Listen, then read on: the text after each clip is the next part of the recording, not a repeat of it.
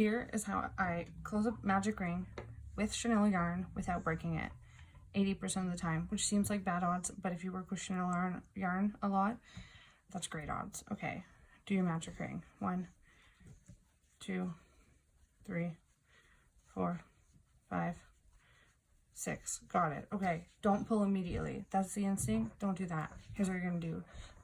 The side opposite the tail, you're gonna pull down slightly. Just, that was way too much. Just a little bit, but this will still work. You're gonna hold your magic ring firmly with the stitch end.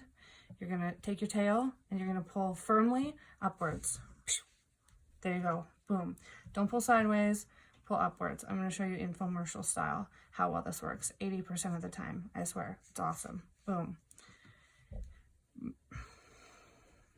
Let's see, can we go all of them here? Yep. Boom. Look at that. Easy. Don't worry, guys. I'm using all these magic